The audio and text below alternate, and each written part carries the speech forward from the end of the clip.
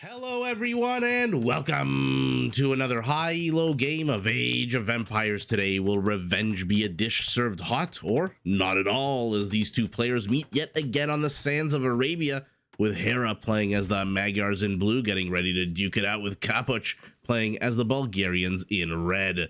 Now, while the players heard their herdables explore their immediate surroundings, which look pretty darn close to one another, and try to get their butts up to Feudal Age ASAP, not a bad time for us to take a look at the Civ matchup that we are going to be watching today. Now, the Magyars are a fast-paced mounted civilization with a few features that make them very hard to deal with at all stages of the game. Their scouts, their light cav, their hussars are all 15% cheaper. They get all melee attack upgrades for free, and I mean all forging, iron casting, blast furnace, all free of charge, which not only saves them about 1,000 resources, but also the upgrade time it takes to research those techs. For example, if we're lucky enough to see Imperial Blast Furnace, takes almost 2 minutes, 100 seconds to research. The Magyars, that box right there on the top left will light up immediately and instantaneously. Now, their cavalry archers do train faster, can be upgraded to get extra range and attack, and their unique unit is the Magyar Hussar, a light cavalry unit similar to, but a little bit stronger than a regular Hussar, with the exception that its attack bonuses against siege units and not monks, and initially it does cost gold, although you can upgrade it to have its gold cost replaced with food, which does make it a pretty darn powerful trash unit that helps support its horse-based army. The Magyar villager is very, very safe out on the map, can be much more aggressive earlier on. Why? Because Magyar villagers only need one swipe, one attack to kill whatever wild animal happens to be attacking them, whether it's a lion, a Komodo dragon. Once we get rid of the fog of war here, we'll take a look at what wild animal we're working with. Whatever it is, these villagers kill it with one poke. Let's take a look on the right side of the screen, where we've got Capoch playing as the Bulgarians in red, what I would call a cost-cutting civilization. Their militia line upgrades are free. Their blacksmith upgrades, their siege workshop upgrades all cost 50% less food, which is significant. Their blacksmiths, by the way, also work almost twice as fast as normal, and their town centers do cost 50% less stone, which is fantastic, because then the Bulgarians can focus their stone expenditure on their unique structure, the Krepost. Think of this as a mini castle, similar to a Sicilian donjon, except it's more expensive, comes with more HP and a higher attack, and like a castle, does provide 20 population space. Now, once you've saved all your resources, you can invest them in building a pretty darn tough Bulgarian army. Even though they don't get champions, Bulgarians can upgrade their two-handed swordsmen to be super tanky with a massive +5 melee armor boost. Then they can turn their cavalry Japanese by upgrading all of them to attack 33% faster, which is fantastic news for their unique unit, the Conic. Basically a two-for-one unit that starts out as a powerful cavalry unit, and then once that man on the horse gets dismounted or knocked off the horse, it turns into a very powerful infantry unit. Those are the two civilizations we've got in front of us. Let's take a look at the attack path, because as I mentioned before, seems pretty not too far away from one another and pretty darn open. Now, these are on the whole civilizations that make use of their mounted units, and so, well, I mean, the Bulgarians with Begains, you could argue, will make use of their infantry, but that is an Imperial Age upgrade. So for the vast majority of the game, I do expect to see cavalry, and when you have a big open field like this, ooh, there's going to be some fun maneuvering, I hope, especially out of these two players. Hera already clicking up to the next age. I'm assuming once Loom completes for our Bulgarian, he will force drop whatever he needs and also click up to the second age as his hunters move forward. No, they are now builders, and there we go. About 20 some odd seconds behind his opponent is our Bulgarian, which tells me he has Loom and Hera may have skipped Loom. There it is. Anytime there's about a 25-second difference in the Vil count is identical. Civ bonuses aside, you can pretty much bet your bottom dollar that one player has skipped Loom.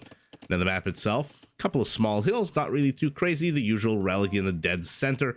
And what is the wild animal we're working with today? The not-so-cowardly lion. So again, if a Magyar villager runs into this lion, one little poke, and the lion goes down, which, if you ever sent villagers out on the map, you know how annoying it is. Not only does your villager come under attack, and it's never 100% certain that your villager will survive whatever trek or journey you send it out on the map for. You know, it might run into a second lion. The lion might get the high ground. You never really know.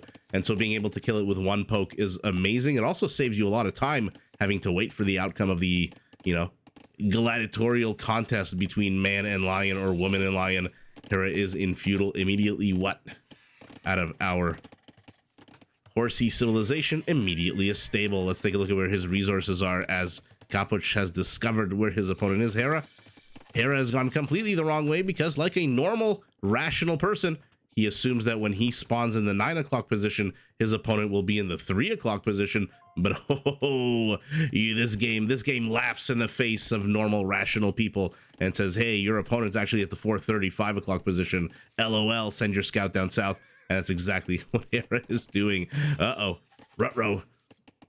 Much like the Turks have their scouts become light cav, become hussars, the exact same thing for the Bulgarians. Their militia line become men-at-arms, become long swordsmen, become two-handed swordsmen, become champions, become ultra super duper champions, and then whatever the I don't know, mystical form of champions beyond there. But oh my goodness, Capoch with the immediate 3 villager kills in exchange for 1 scout.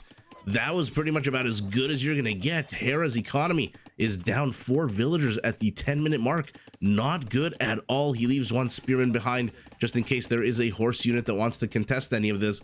And these infantry units are now just circling a stable. Is going to be accompanied by an archery range, and our Bulgarian sees both. Hera, for his part, did he actually see the base? He still hasn't seen the base. He had to rush home to save those villagers, but a little bit too late. Now, I'm going to try not to spoil too much if you haven't seen Friday's video of these 2 players. Absolutely epic game out of these 2 players. It was just an absolute fantastic game. I highly suggest you watch it. Back in that game, well, spoiler alert, I guess. So, you know, count down to 3 in your head, 3, 2, 1, and then, you know, fast forward if you don't want to hear spoilers. Capoch also started the game with a good number of villager kills. And then we all know what happened, or those of us who watched it know what happened. By the way, I haven't even looked at where the resources are, as this archer should be able to shoo away, or at the very least take off some HP. There we go, shoos it away. The archer is pretty light on its feet. These militiamen, 90, 100. But what the hell is a spearman going to do against an archer unit? Let's take a look at the resources. Primary gold to the front, primary stone to the back, extra gold to the back. I like that for Hera. And then extra gold and stone off to the top right. He is choosing not to wall off any portion of his base. Looks like a bit of a clump industrial zone here in the forward portion, seemingly protecting his berries, but not really protecting his berries. Okay, you're not exactly the Khmer here. You can't really run into your houses and have more dead villagers, or is this a trap? Or is this a trap? The spearman pops out, the houses go up, and what looked like it could be a free villager kill here ends up being a very bad move here for Capoch, who at the same time loses his entire forward expeditionary force from the early stages of the game. So now he's left with the spearmen, a few scouts in the forward position. Their HP, as we can see, is basically at half. So not that big of a threat to Hera anymore, as long as he can neutralize the spearman, which is always the name of the game. And with this many scouts, he most definitely can neutralize that spearman. For his part, Capoch has a base that is not too hard to wall off. Look at this. Mother Nature has joined in on the wall off, creating a bit of an escarpment there on the far west forest here. I'm surprised he's not jacking wood a bit safer in the rear position. He has walled himself in with some gold, has left his primary stone, secondary gold, tertiary gold, and secondary stone all outside of the settlement area. Look at that, where I'm highlighting 4 out of the 5 starting resources for our Bulgarian are there, whereas Hera, as we saw, still making absolutely no attempt to wall himself in, and he's now attacking. Wow, that house fell pretty darn quickly. You would think that these are Hindustani light cavalry units that come with an attack bonus against buildings, but no, there's just happened to be a shit ton of them, 7 of them attacking with the negative melee armor of a house in Feudal and Dark Age. Yeah, houses are not that able to withstand a massive assault, but here we go. Now, it's interesting that our Bulgarian is choosing to contest a cheaper unit with the exact same unit that he doesn't get any discount on.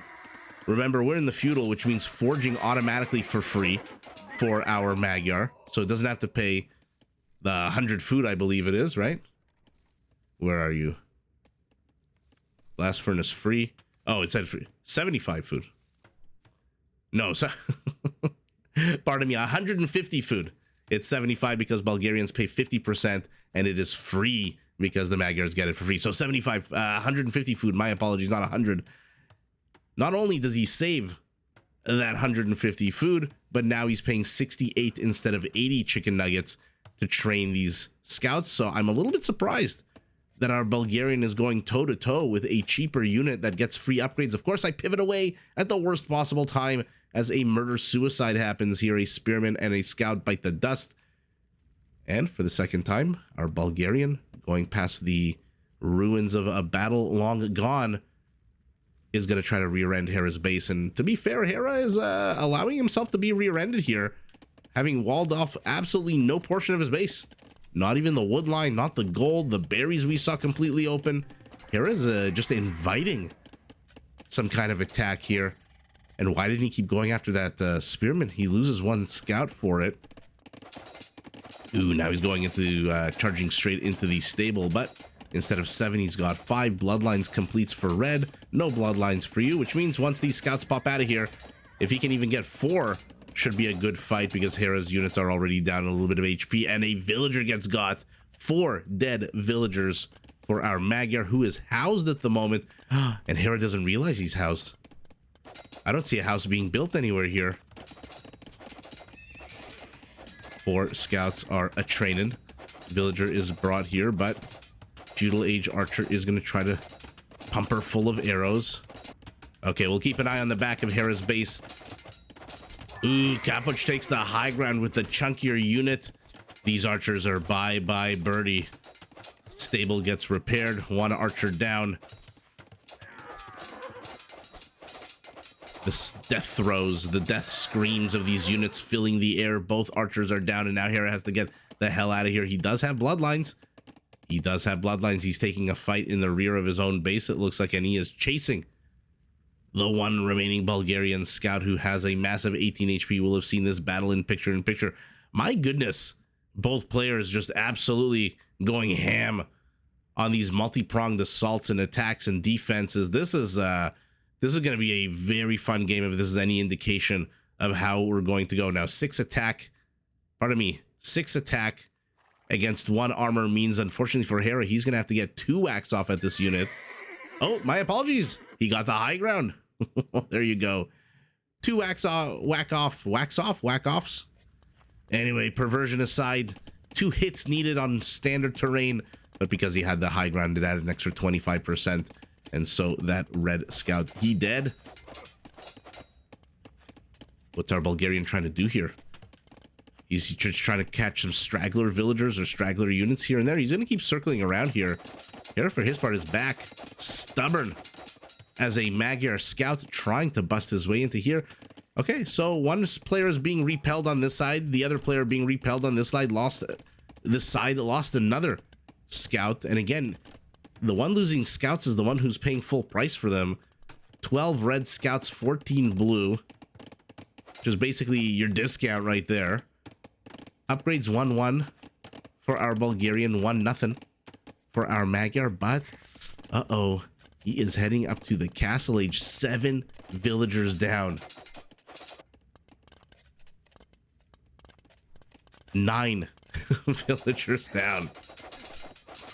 Possibly more in a second, but Hera's villagers are not taking this lying down. They are fighting back, but ultimately does lose 1. I don't think a single scout was killed in that assault. Gotta be careful with this 1 spearman here. 7, 8 villagers dead, and now Hera traps the surviving scouts using villagers and his own scouts. He is going to attack and kill them, but oh, look at that. Capoch pops out. Will he get 1 more before he dies? He does not, but that's fine. 8 villager kills to 0. Hera is going to hit castle age. 14 villagers down, and if the production cycle continues here for Capoch, he might hit it 17 villagers down. Now he takes the high ground spearman here as well, and our Bulgarian has to get the hell out of Dodge. 1 of your scouts, 2 of your scouts actually need to be sent on scouting duty. They are not fit for military combat right now. Okay, well, there you go. 1 of them dies immediately. The one with like 2 HP completely bit the dust. 2 more dead villager kills have been added to the Bulgarian. 11 notches on the belt, 11 now. Okay, so Hera's gonna hit Castle Age. Look at the top of your screen with a 19, possibly 20 villager deficit. What the actual hell? Unfortunately for Capoch, he is nowhere close to going up to Castle Age. His score is ahead. His army count is identical. He's got more villagers. Now is the time to wall yourself in. Now is the time to play it as safe as frickin' possible, because the last thing you want to do is throw away a game where you're ahead 21 villagers. He's getting the resources. He's buying. He's selling. He's engaging in mercantile commerce here. He just needs a little bit more gold. Just a little bit more gold. He gets it. He sold his wood for it. And now he's going up to Castle Age as well. So let's see how stout the wall off is. We know Hera can't do anything about this. It would be funny if there was a reverse siege tower that could lower units instead of raising them over obstacles. This is okay. I feel like there's a double palisade. Yeah, there's a palisade and houses. This is a very obvious weak point. Point being completely open. Okay, he's gonna have to deal with that immediately. And he does. He moves forward with 4 villagers. At the same time, he's attacking the wood line yet again to the back of Hera's base. 13 dead villagers now. But look at this, Hera. He's upgraded his scouts to light cav. He is not going to let the construction workers work on this construction site. He is planting his horse's ass right on top of here, and he is not letting them build anything. He is keeping the door open, but the door open for what? There are no units. Okay, now there's a blob of blue heading this way. 28 minutes into the game. Capoch still needs a minute before he can hit Castle Age himself. 3 scouts. Oh, and this is open again. Hera's military micro quicker than Capoch's villager micro here. And now he's busted through. The door is open, the side door, but door open nonetheless. 28 seconds away. Keep him running around. Keep Hera running around. Let the town center get a few shots off here and there. Even knights are not going to stand a long time against a garrison town center. And Capoch trying to use this chaos, the distraction, to send a villager. But Hera, he's left a pair of knights. And now there's absolutely no way that Capoch can close this. The gates of hell have been opened. The Magyar army has been unleashed. These are still full price knights. Here we go. Another attempt. 3 more villagers being sent forward. But look at this. Hera just again. He knows exactly where his opponent wants to put the house. And he keeps his knight there. As long as he can keep the door open. Okay, now it's closed, but 58 HP close is not exactly that great. And Capoch is stabilizing. Somehow Capoch is now down 13 villagers. Hera has killed 27 villagers in that assault. And that's all she wrote. The gate has been opened again. The door flung wide open. And my goodness, what a reversal of the last time these two met a few days ago. That game lasted a long time. In this one, let this be a lesson. I mean, I guess he could have just gone. Actually, no, you know what? The rest of this is pretty solid. Even if he were to attack into here, there's villagers that can go and put the houses behind here. Hera found the weak spot, the missing tile. Capoch, again, I was surprised he wasn't jacking his wood to the rear, to the back of the class, where it's appropriate. And he was doing it here. And then he, I guess, didn't pay attention that he felled that one tree. And it created an open tile. And by the time he kept sending villager group after villager group after villager group to rebuild it, Hera knew exactly what's going on. And so like on Arena, when you get your scout underneath the gate and it's open and you just keep it there and keep it open so you can shove your units in, Hera was doing the, I guess metaphorically, the same thing here, keeping his knights and his light cav, just maneuvering in this little area, keeping an eye on villagers. If the villager stops right here, you best believe that there's something right here that's being built. And so Hera puts his horse unit right there, his cavalry unit, I guess is the professional way of saying it, right there, and denies the construction. And with that denial, keeps the floodgates open.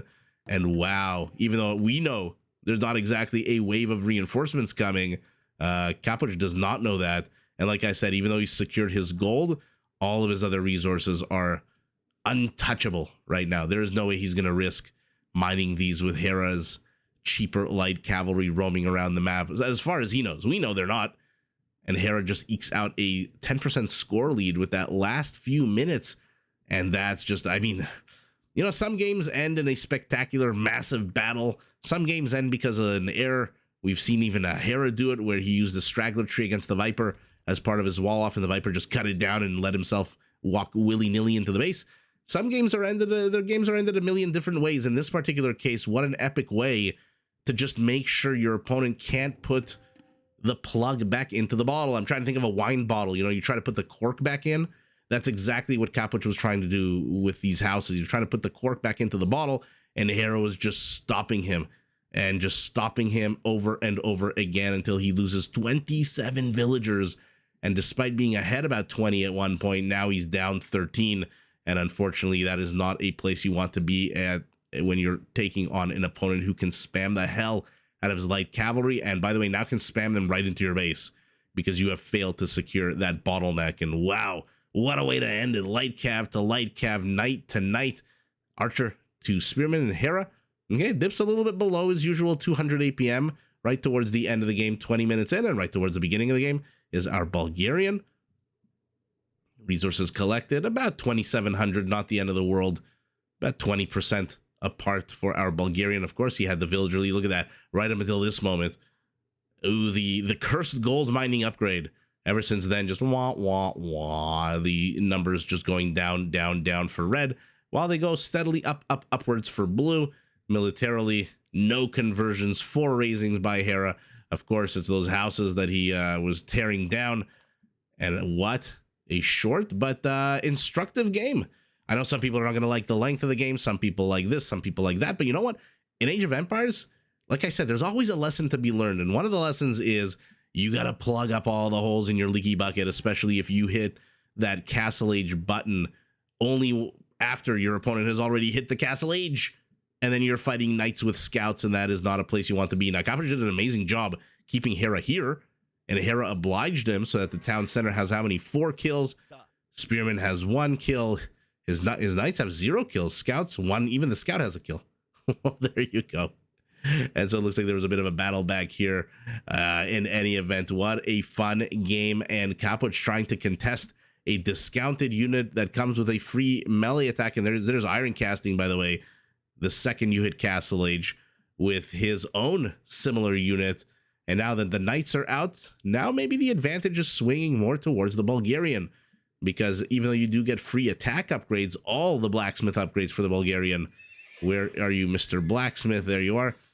All the blacksmith upgrades are 50% less food. So at the end of the day, I'm not too sure which bonus is the better one. I suspect maybe Magyar, just because it saves you on the gold as well, but doesn't really matter at this point. Hera is in. Hera has made sure he can continue to be in, and Capoch just fails time and time again to build a wall off to put that plug back into the wine bottle. And like the expression goes, you cannot cry over spilled milk, and you can't put the toothpaste back in the tube. And that's exactly, pick whatever the hell metaphor, simile, expression, idiom, bromide you want. It doesn't really matter. The bottom line is our Magyar has penetrated, and he is in no rush to leave. He is making himself at home here with 7 units. A few more are starting to reinforce, and this is Hera, so you better believe that a few more is going to turn into a tidal wave, and then villagers are going to show up, and then more and more pressure will be applied. And once that crack in the bucket, that hole in the bucket is there, he's going to take advantage of it. Capoch knows this, taps out, lives to fight another day, and Hera takes the W by keeping this bottleneck alive and open. But GG in a very fun, multi-pronged, fast action-paced game to both players. Did you enjoy this video? Check out these other clips and make sure to subscribe and enable notifications so that you're notified of my latest uploads.